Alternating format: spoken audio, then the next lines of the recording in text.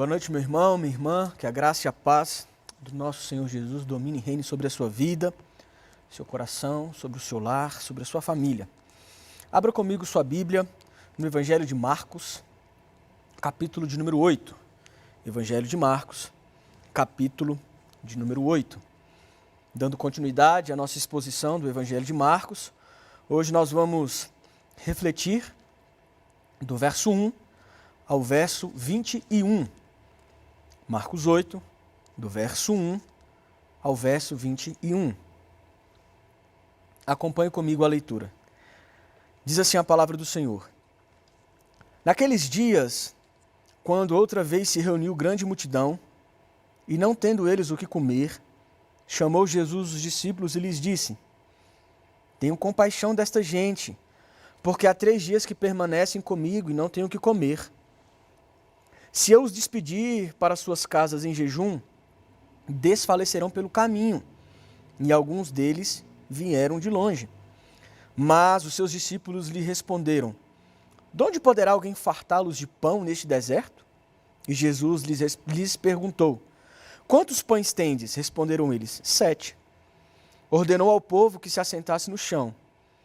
E tomando os 7 pães, partiu-os, após ter dado graças, e os deu a seus discípulos, para que estes os distribuíssem, repartindo entre o povo. Verso 7. Tinham também alguns peixinhos, e abençoando-os, mandou que estes igualmente fossem distribuídos. Comeram e se fartaram, e dos pedaços restantes recolheram 7 cestos. Eram cerca de 4.000 homens, então Jesus os despediu.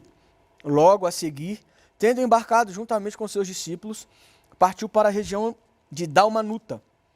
E, saindo os fariseus, puseram-se a discutir com ele, e tentando-o, pediram-lhe um sinal do céu. Jesus, porém, arrancou do íntimo do seu espírito um gemido, e disse: Por que pede esta geração um sinal? Em verdade vos digo que a esta geração não se lhe dará sinal algum. E, deixando-os, tornou a embarcar e foi para o outro lado. Verso 14. Ora, aconteceu que eles se esqueceram de levar pães e no barco não tinham consigo senão um só. Preveniu-os Jesus dizendo: Vede, guardai-vos do fermento dos fariseus e do fermento de Herodes. E eles discorriam entre si: É que não temos pão. Jesus, percebendo, lhes perguntou: Por que discorreis sobre o não terdes pão? Ainda não considerastes nem compreendestes? Tendes o coração endurecido?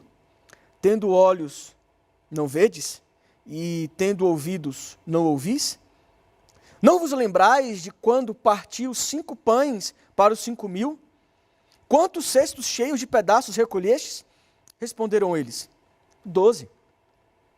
Verso 20. E de quando parti os 7 pães para os 4.000, quantos cestos cheios de pedaços recolhestes? Responderam: 7. Ao que lhes disse Jesus: Não compreendeis ainda? Feche seus olhos, vamos orar. Senhor Jesus, nós estamos aqui diante da Tua presença, diante da presença do Deus que é onipotente, onipresente e onisciente, diante do Deus que é todo-poderoso. Fala ao nosso coração, Senhor, nessa noite, através da Tua palavra, que a Tua palavra e somente a Tua palavra visite o nosso coração. Senhor, tem misericórdia da minha vida, um mero vaso de barro nas Tuas mãos, que o Senhor me use conforme a Tua graça e a Tua misericórdia, e que a Tua palavra gerada no meu coração e que reverbera dentro de mim e que me fez reflexivo durante essa semana, possa também, na individualidade de cada irmão, gerar essa reflexão no coração e na mente. Tem misericórdia de nós, porque somos falhos, pecadores, miseráveis, pobres, cego, nu. Somos completamente dependentes do Senhor, da Sua graça, da Tua bondade. Ajuda-nos a entender com clareza a mensagem do Senhor para nós nessa noite Que o Teu Espírito Santo, ó Pai, possa aplicar essa mensagem de uma maneira que mude o nosso coração. Só o Teu Espírito Santo tem poder de mudar as inclinações do nosso coração, do nosso interior, do nosso íntimo, e gerar fé em nós. Tira de nós a incredulidade, o medo irracional, a falta de fé, e coloca em nós fé em Cristo, fé em tudo aquilo que Jesus realizou na cruz, Pai. Essa é a minha oração em nome de Jesus. Amém. Amém. Uma das coisas que me irritava na época da escola, eu lembro muito bem, era ter que fazer o dever repetidas vezes. Geralmente quando a gente está aprendendo a somar, a subtrair, a multiplicar ou a dividir, a gente faz diversos exercícios repetidamente. E isso me irritava muito, e eu ficava me perguntando, por que eu tenho que ficar fazendo o mesmo cálculo, o mesmo dever, várias e várias e várias vezes? Exatamente. Para poder aprender. De tanto fazer, de tanto repetir. E eu ia aprendendo a somar, a dividir, a subtrair, a multiplicar. E na nossa vida espiritual, não é diferente. Quantas pregações não ouvimos em um ano? Quantas aulas na escola bíblica dominical? Quantos estudos nas quartas-feiras? Quantas devocionais nos nossos grupos de vida? Conferências, congressos, acampamentos, retiros. Nesse tempo de pandemia, quantas lives, quantos vídeos em YouTube não assistimos com pregações? E mesmo assim, você demora para aprender. O nosso texto nos mostra Jesus repetindo o milagre, o da multiplicação de pães e peixes. Não é o mesmo milagre. Não é um milagre que está sendo recontado. É um novo milagre. Ele está multiplicando pães e peixes em um outro contexto, em um outro local, para um outro grupo de pessoas. Mas por que fazer outra vez o mesmo milagre de multiplicar pães e peixes? Porque os discípulos de Jesus são lentos para aprender. O título desse nosso sermão, dessa nossa mensagem nessa noite, é A Dureza do Coração. Vou repetir. A dureza do coração. O texto começa nos mostrando que Jesus tinha, juntamente de si, uma grande multidão. Então Jesus novamente tinha junto dele um aglomerado de pessoas, muitas pessoas. E essas pessoas não tinham o que comer. Jesus Cristo, então, o texto vai nos dizer no verso 2 que ele sente compaixão daquelas pessoas. Ele chama os discípulos para perto dele e diz assim, olha, eu não posso mandar essas pessoas embora, eu não posso despachar essas pessoas, eu não posso me despedir dessas pessoas sem alimentar essas pessoas. Porque a probabilidade dessas pessoas desfalecerem no caminho é grande, porque nós estamos num deserto. Quando Jesus afirma que não mandaria o povo ir embora sem alimentar aquele povo, surge uma pergunta que está lá no verso 4. Mas os seus discípulos lhe responderam, de onde poderá alguém fartá-los de pão neste deserto? E essa pergunta revela a incredulidade, a dureza do coração do homem. E esse é o centro de todo o ensino de Jesus, do verso 1 ao verso 21 do capítulo 8 de Marcos, que nós lemos. Jesus está ensinando aqui aos seus discípulos, nesse texto, naquela época, e está ensinando a mim e a você, hoje, agora, aqui à noite, sobre a dureza do coração humano, do coração do homem. O texto anterior, que é o de Marcos 7, do verso 31 ao verso 37, que é o texto que o reverendo Jailson pregou semana passada, mostra Jesus curando um surdo-mudo. Se Jesus curou o surdo-mudo, o que seria um empecilho para o Senhor? O ato de multiplicar pães não era algo novo para os discípulos. Lembra? Jesus já havia realizado o milagre dos 5 pães e 2 peixinhos. E aqui no nosso texto, do versículo 5 ao versículo 9, Jesus novamente alimenta uma nova multidão de 4.000 homens, sem contar crianças e sem contar mulheres. O texto, então, continua lá no verso 10. Então, do verso 5 ao verso 9, mostra Jesus alimentando essa multidão.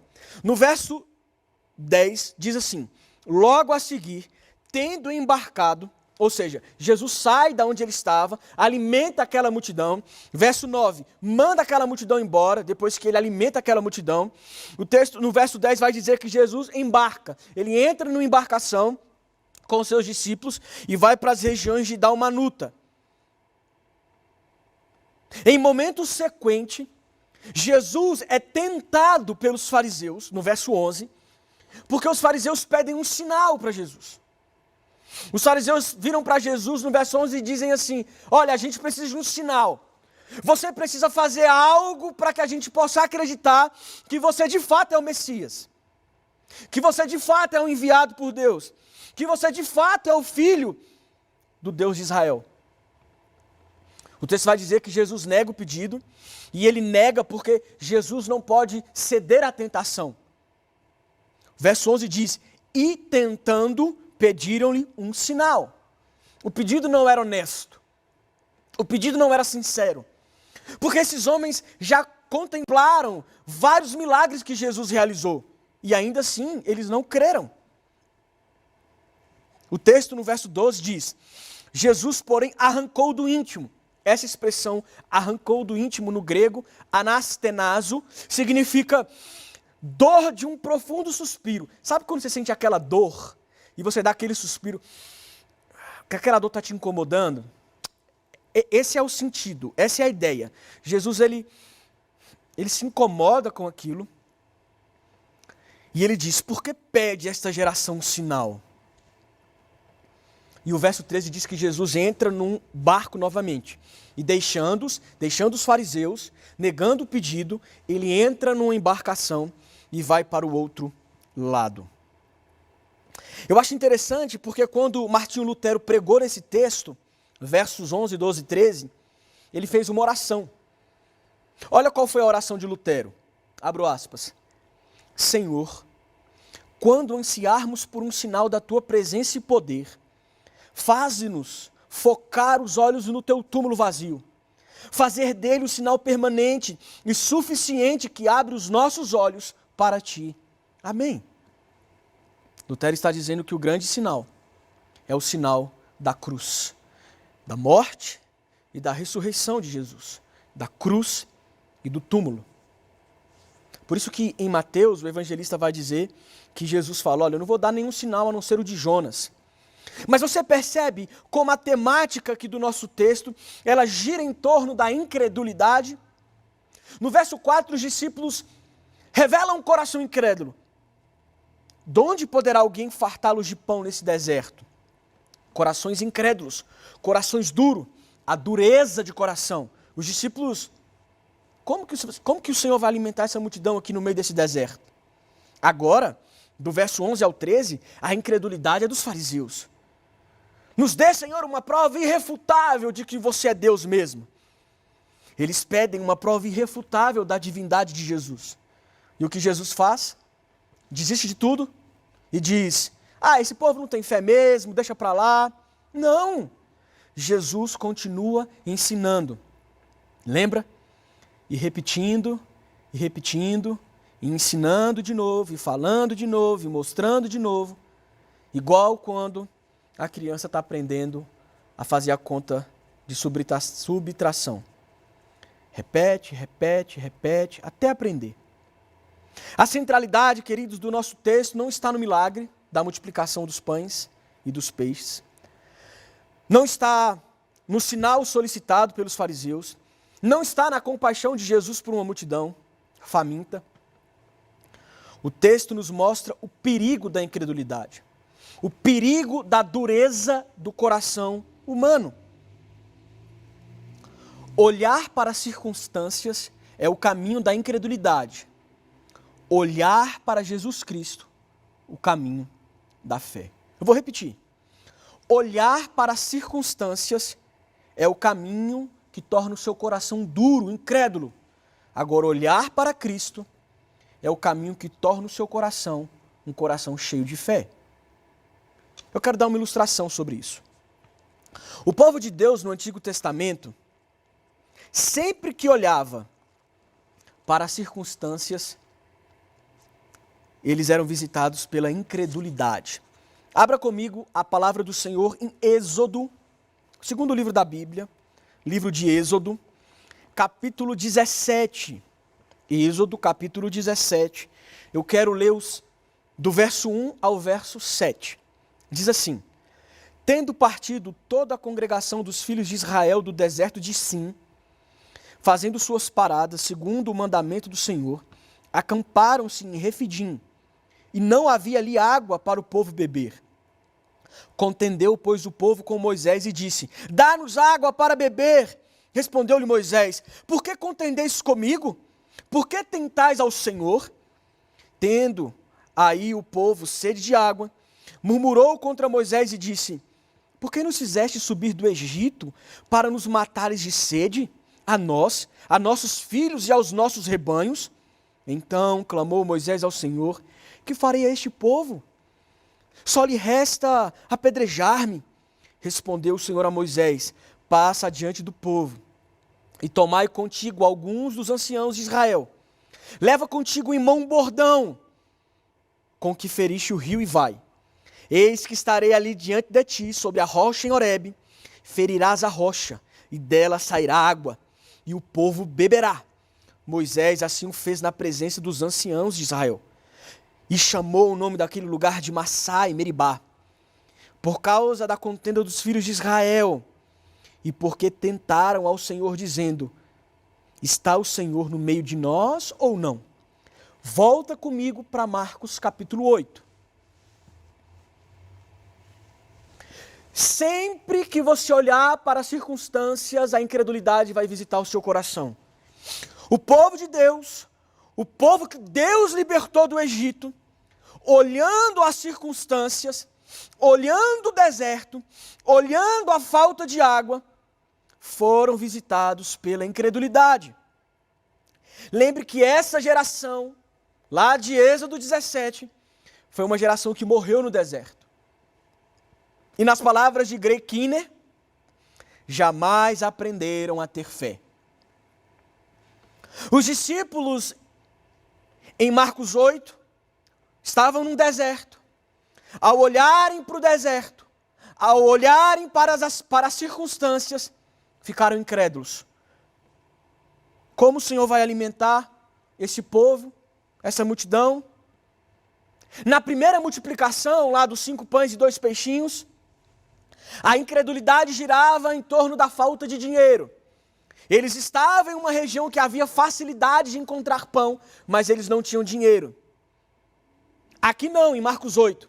Eles estavam no deserto. Eles estavam em uma região onde eles não conseguiam comprar pão. Na primeira multiplicação, a circunstância era o quê? Falta de dinheiro. Na segunda, o local, o deserto, nada perto.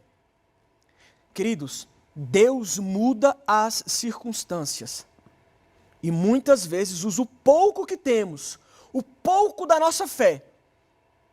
Mas é preciso olhar para Ele. É preciso olhar para Cristo. É preciso olhar para Jesus.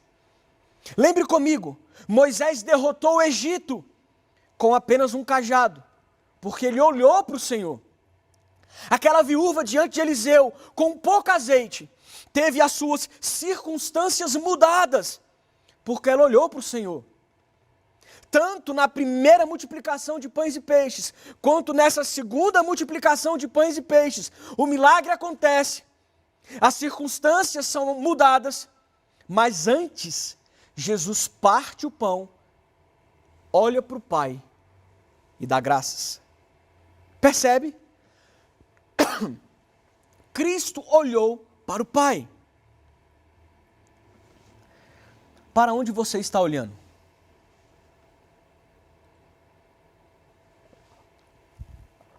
Para Jesus Cristo ou para as circunstâncias? Para o vírus?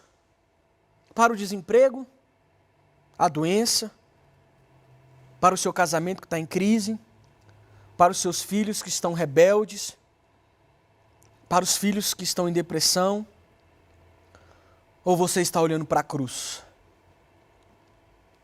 O nosso Deus é aquele que muda as circunstâncias.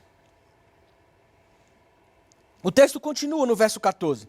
Lembra comigo? Jesus deixou os fariseus. No verso 13 diz que ele entrou no barco e ele foi para um outro lado. E enquanto estava no barco, Jesus alerta os seus discípulos. E alerta quanto ao perigo da incredulidade, da dureza do coração, da falta de fé nele como Senhor, na falta de confiar e de viver uma vida totalmente dependente dele. Do perigo, do fermento dos fariseus e de Herodes. Verso 15. Preveniu-os Jesus dizendo: vede, guardai-vos do fermento dos fariseus e do fermento de Herodes. E Jesus os exorta para não serem incrédulos como os fariseus e como Herodes.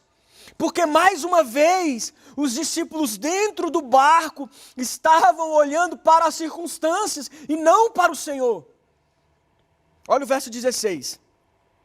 E eles discorriam entre si: é que não temos pão. Jesus alerta: cuidado com o fermento dos fariseus, cuidado com o fermento de Herodes. E o que eles falam? Ou o que eles pensam? O que eles começam a discutir entre eles? E esquecemos o pão. Olha o verso 14. Ora, aconteceu que eles se esqueceram de levar pães, e no barco não tinham consigo senão um só. Percebe? Jesus acabara de multiplicar pães e peixes. Jesus acabara de negar o sinal daqueles fariseus incrédulos. E quando Jesus está ensinando e alertando quanto aos fariseus, ao fermento dos fariseus e ao fermento de Herodes, o que os discípulos fazem? Eles olham para as circunstâncias novamente. Ixi, esquecemos os pães. Queridos, será que dois momentos diferentes de multiplicação de pães e peixes não foram suficientes para mostrar aos discípulos que Ele é o Deus e é o Deus que muda realidades? Quanta incredulidade somos eu e você. Esse texto é o espelho do nosso coração. Quantas coisas Jesus já não fez por nós, quantas coisas Jesus já não fez por você, e ainda assim você fixa os seus olhos na realidade, você ainda foca o seu coração nas circunstâncias. E toda vez que a gente fixa os nossos olhos nas circunstâncias, ficamos incrédulos e cheios de desespero. O fermento dos fariseus é um perigo para a igreja de Cristo, meu irmão. Os fariseus eram incrédulos, apesar de religiosos, eles professavam uma fé desprovida de essência, o joio, o oco. O fermento é o ensino, é a doutrina, é algo que age no íntimo e que de forma silenciosa vai gerando um resultado desastroso. O fermento de Herodes, quando alcança o coração do homem, torna aquele homem ouvinte da palavra. São aqueles que até gostam das músicas, gostam dos cultos, gostam da dinâmica da igreja, mas decididamente continuam na vida do pecado e de pecado. Lembra de Herodes? Ouvia João Batista, gostava da pregação de João Batista, gostava do ensino de João Batista, mas matou João Batista. Na Bíblia, o termo fermento, ele foi usado em diversos contextos. Em Êxodo 12, por exemplo, ele representou a saída apressada do Egito. Em Mateus 13, representa o crescimento do reino, que se dá de forma silenciosa. Em 1 Coríntios 5, trata-se do pecado de uma pessoa. A ideia é sempre do fermento como uma substância que se espalha e que faz crescer. Da mesma forma que a religiosidade dos fariseus ou liberalismo de Herodes. Ambos influências corruptoras. A incredulidade sempre visita o coração daquele que olha para a circunstância. Os discípulos olhavam para a falta de pão, o povo de Israel para a falta de água. E talvez você está incrédulo porque está olhando demais para um vírus. Olhe para Jesus.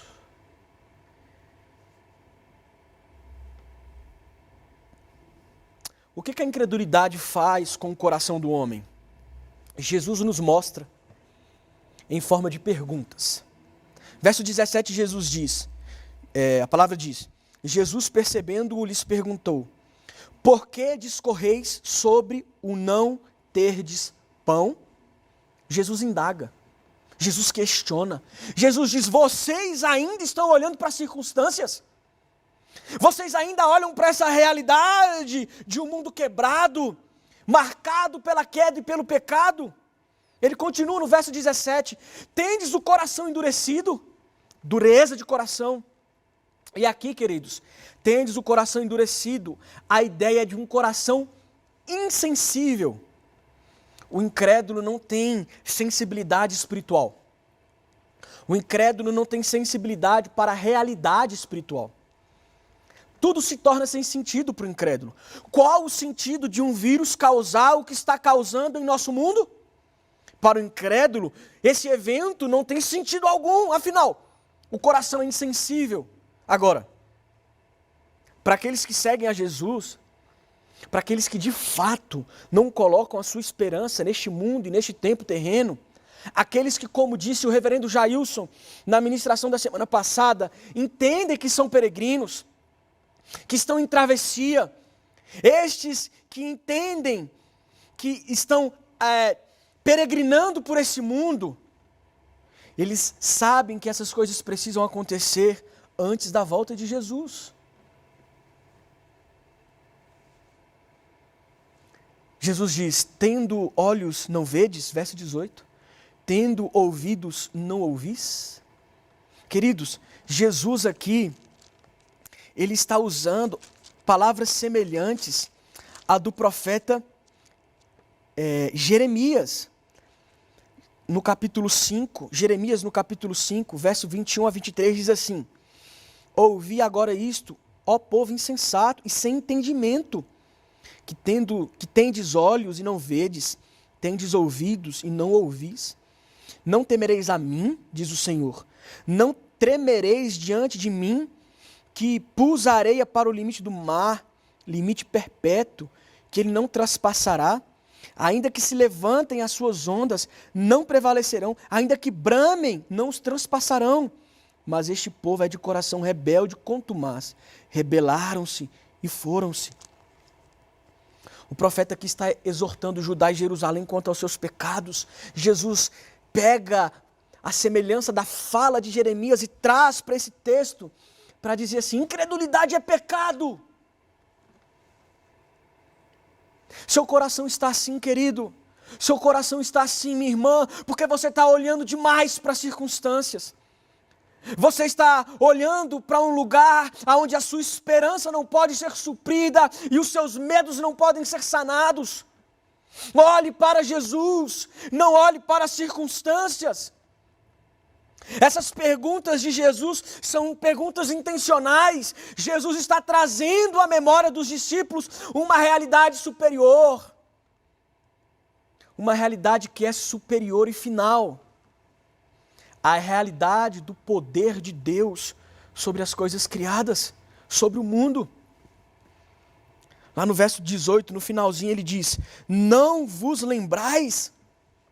Jesus está dizendo, vocês não se lembram? De quando parti 5 pães para 5.000 homens? Quantos cestos sobraram? Me respondam. E os discípulos dizem lá no verso 19, 12. E Jesus diz, e vocês não se lembram? Quando agora há pouco parti 7 pães e alimentei 4.000 homens? Quantos cestos sobraram? E os discípulos respondem, 7. Verso 20. Perceba comigo, meu irmão. Jesus estava chamando a atenção dos discípulos para ele. Jesus estava dizendo, ei, lembre-se de quem eu sou. do que eu sou capaz de realizar. Eu sou capaz de mudar as circunstâncias. Eu sou o Deus encarnado. Eu sou aquele que tira a água da rocha. Eu sou aquele que faz o maná cair do céu. Eu sou aquele que diz efatá, abra-te, e a surdez desaparece, e a língua do mudo é solta, e ele começa a falar. Jesus está dizendo: não olha para as circunstâncias, não olhe para a realidade, olha para mim, olha para a cruz, porque eu sou Deus, eu sou o Senhor que mudo a circunstância, que mudo a realidade.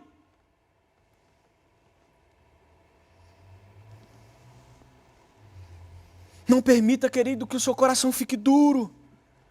Não permita que a incredulidade visite o seu coração e torne ele petrificado. Não perca a fé, não perca a esperança. É isso que Jesus está dizendo. Jesus está dizendo: vocês têm olhos e não veem, têm ouvidos e não ouvem. Acabei de multiplicar os pães. Por que vocês estão olhando para a falta de pão novamente? Ah, meu irmão, essa mensagem, ela tem mexido dentro de mim há alguns dias já. E eu espero que ela mexa com o seu coração. Vá comigo lá para 2 Coríntios capítulo 4. Carta de Paulo à igreja de Corinto, a 2 Coríntios 4. Eu quero ler o verso 8 a 10 e depois nós vamos ler o verso 16 a 18. 2 Coríntios 4, verso 8 a 10, depois 16 a 18. Em tudo somos atribulados, porém não angustiados, perplexos, porém não desanimados, perseguidos, porém não desamparados, abatidos, porém não destruídos, levando sempre no corpo o morrer de Jesus, para que também a sua vida se manifeste em nosso corpo. Verso 16.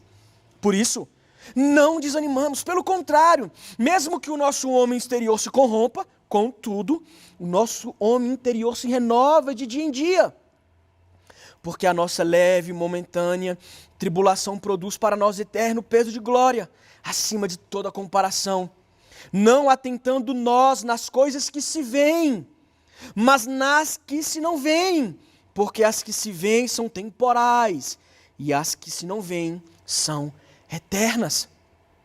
Paulo está falando das suas lutas apostólicas, mas sabe, mesmo que o nosso homem exterior sofra com o vírus, o nosso homem interior se renova, e se renova porque olhamos para Cristo, e se renova porque a nossa esperança não está nessa vida, se renova porque mesmo que um vírus ceife a minha vida, mesmo que um vírus faça com que o meu tempo aqui acabe, nessa realidade terrena e temporal, ao fechar os meus olhos, num piscar de olhos, eu estarei na glória com o Senhor. Essa é a nossa esperança, meus irmãos. Não permita que o seu coração foque nas circunstâncias dessa realidade temporal quebrada, maculada pelo pecado, uma realidade de injustiça, de sofrimento, de dor. Não somos daqui. Por isso, não permita que as circunstâncias daqui tornem o seu coração incrédulo, duro, insensível para com a verdade. Qual verdade? A verdade gloriosa de que existe um lar sendo preparado para nós. Uma casa, uma cidade celeste. Jesus estava preparando aqui os seus discípulos para o futuro. É por isso que ele fala sobre o perigo da dureza do coração, da incredulidade. E quanto ao futuro e à incredulidade do coração, Paul Tripp diz, abro aspas, a verdadeira questão é que achamos difícil lidar com assuntos do futuro, porque achamos difícil confiar em Deus. Aquele em quem dissemos ter colocado a nossa confiança sabe de todas as coisas referentes ao futuro, porque Ele controla todos os aspectos dele. Nosso temor quanto ao futuro expõe a luta que travamos em confiar nele, e confiando nele, em descansar em sua orientação e cuidado, mesmo não sabendo realmente o que vem a seguir. Paul Tripp continua. O temor a Deus realmente é a única maneira de ficar livre do temor do que vem a seguir. Quando a minha confiança em Deus é maior do que o meu medo do desconhecido, sou capaz de descansar, mesmo não fazendo a menor ideia do que encontrarei na esquina. Perceba comigo. O nosso texto, ele se encontra entre dois eventos de cura. Marcos 7, do 31 a 37, é a cura do surdo mudo, ou do surdo gago. E depois do nosso texto, em Marcos 8, 22, nós temos a cura do cego de Betsaida. A cura do surdo, Marcos 7, do 31 em diante, o reverendo Jailson ministrou sobre esse texto, está lá no nosso canal, aqui no YouTube. Agora, por que Jesus está falando de incredulidade, ou alertando os discípulos quanto ao perigo da incredulidade, entre dois eventos de cura? Para que não olhemos as circunstâncias, mas que olhemos para o Senhor. Deus está dizendo, curei um surdo e um gago. Não sejam incrédulos. E logo depois ele vai curar um cego. Jesus está dizendo, não olhe a circunstância ao redor, porque eu sou o Deus que muda as realidades. Jesus estava alertando os seus discípulos naqueles dias, e está alertando a você hoje, que para você ser como Jesus, ser um discípulo de Jesus, perseverar na caminhada cristã, na travessia da nossa Decápolis, é preciso tirar os olhos das circunstâncias ao nosso redor e olhar para Jesus. É por isso que Paulo fala lá em Filipenses 3, 13 e 14, esquecendo-me das coisas que para trás ficaram e avançando para as que estão diante de mim, prossigo para o alvo, para o prêmio da soberana vocação de Deus em Cristo Jesus. Pare de olhar para o passado. Não fique preso ao passado. Para de olhar para uma relação que não deu certo. Avance. Pare de olhar e pensar naquilo que você poderia ter feito. Já passou, olha para frente. Não permita que as circunstâncias adversas do hoje lhe façam sentir saudades do ontem. Não seja como os israelitas no deserto, que olharam para as circunstâncias e desejaram o Egito. Seja como Paulo, que perdoado em Jesus, avança, e avança porque olha para Cristo. Quando eu digo que nós não podemos olhar as circunstâncias, não é que nós vamos negar a realidade, mas é que nós vamos ver a realidade, olhar a circunstância e entender que existe uma realidade maior, que existe uma realidade superior e que existe um Deus que está acima dessa nossa realidade terrena, com todo o poder sobre ela, para mudar essa realidade quando Ele bem desejar. É preciso olhar para Jesus. Caminhando para o final, é preciso ver a cruz, porque a cruz venceu a incredulidade. Jesus na cruz venceu a incredulidade, porque foi na cruz que Cristo foi morto e venceu a morte. Foi na cruz do Calvário que Jesus deu o grito de Tetelestai, consumado estás. Foi na cruz que Cristo nos mostrou que Ele venceu o mundo, lá na cruz. Ele venceu as circunstâncias adversas. Na cruz Ele venceu a realidade desse mundo caído. É a letra daquele antigo hino que diz: esta paz que sinto em minha alma, não é porque tudo em mim vai bem. Esta paz que sinto em minha alma, é porque eu amo ao meu Senhor. Não olho as circunstâncias, não. Olho o meu Senhor. Calma. As circunstâncias podem ser as mais difíceis. A realidade atual pode ser tenebrosa. Eu não estou dizendo para você negar que existe um vírus. Eu não estou dizendo para você colocar na sua cabeça de que nós não estamos vivendo numa pandemia. Estamos! Mas existe um Deus maior. Existe uma realidade superior e final. Existe um Deus que está dizendo, olha para mim, porque eu sou o soberano sobre tudo isso. Olhe para mim. Coloque a sua esperança em mim. Fixe os seus olhos em mim. O Evangelho é uma bela mensagem. E eu encerro dizendo que a boa notícia é que não estamos sozinhos. Porque dentro de nós habita o Espírito Santo de Deus. O Espírito que nos instrui acerca da verdade. Queridos, existe um Deus que iniciou uma obra em nós. E em fidelidade ao seu próprio nome, Ele vai completar essa obra.